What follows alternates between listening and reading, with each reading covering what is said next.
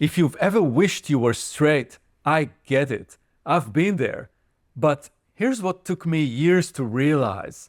That wish isn't really about being straight. It's about escaping what you've been told gay life has to be: shallow, lonely, and hopeless after around 40.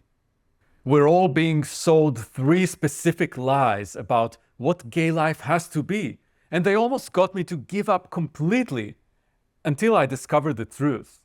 Let's start with the first one. The gay scene is gay life. So, is it really?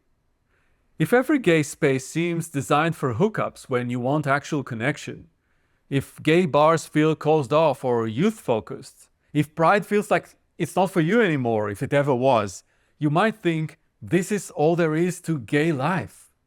Here's what nobody told you. The mainstream gay scene isn't gay life, it's gay marketing. Bars, clubs, pride floats sponsored by corporations, they're selling youth and sex because that's what sells drinks and tickets. Of course you can feel out of place there as a mature gay man. But there's a parallel gay universe that I discovered only after years of frustration. It was right there the whole time. The guys who meet for coffee and board games on Sunday mornings. The gay hiking groups where nobody talks about apps. The book clubs, the volunteer groups, the gay men's chorus, the meditation groups, the guys who've built chosen families and they have dinner parties instead of club nights. These men are not at the bars, they're not on the apps, so you might never even know they exist. And every year, more people join them. Here's what's actually happening. Men who share your values, wanting connection, depth, something real, they tried these mainstream spaces. They found them alienating and left. So if you go there, you're left swimming in a pool of people looking for the opposite of what you need. The toxic gay scene you're experiencing, it is unfortunately real. So no wonder you wish you were straight. You think this is all there is. But thinking the mainstream gay scene is the only gay scene, that's the lie that's keeping you from finding your people. And look, I literally built a space for guys who feel this way and want something different. It's an online community called True Gay Connections. So if you're tired of the mainstream scene, come find us. There's a link in the video description. But it's not the only place. Wherever you look, just know there's more than what you're seeing. And now, let's talk about the second lie I hear a lot. You open Grindr or Scruff and think, this is it. This is what gay relationships have become. Everyone is here, and they all want hookups with 22-year-olds with abs. Of course you wish you were straight when this is your only dating option. But here's the truth. Dating apps are not gay relationships. They're not even gay dating.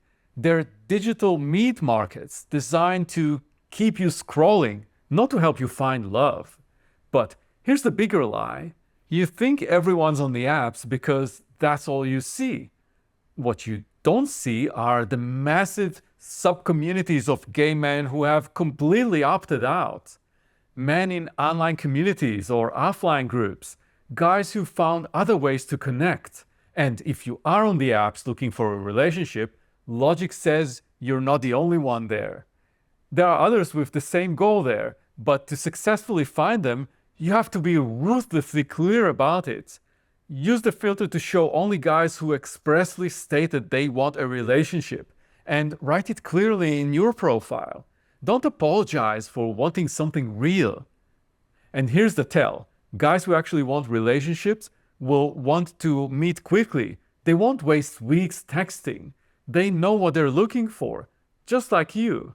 But whether you choose to use these apps or not, remember, the apps want you to believe they own gay connection.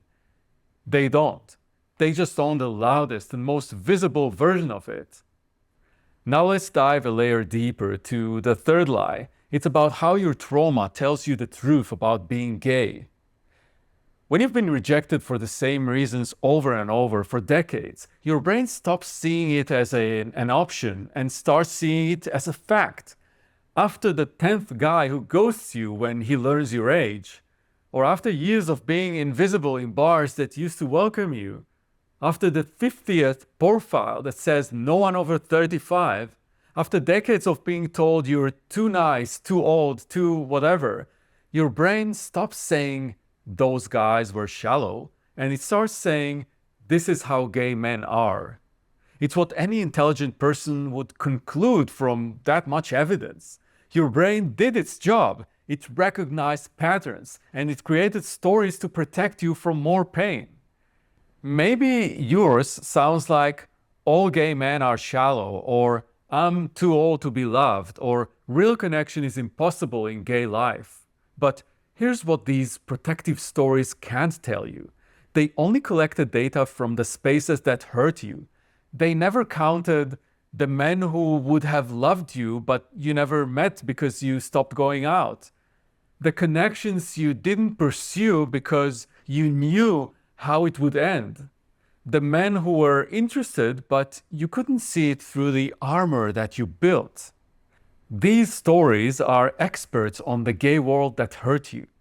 They make you wish you were straight so you don't have to experience all that. But they know nothing about the gay world that's waiting for you. Now, knowing these are lies won't instantly erase years of pain. But here's what changes. You stop blaming yourself.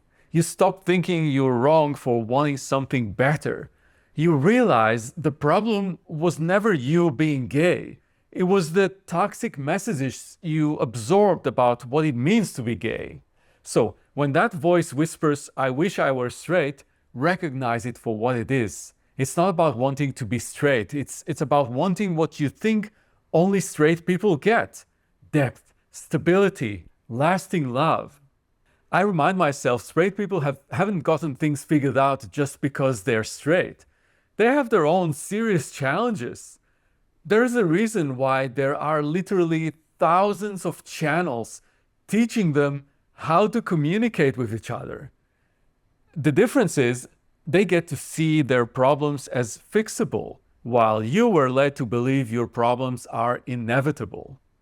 Here's the truth.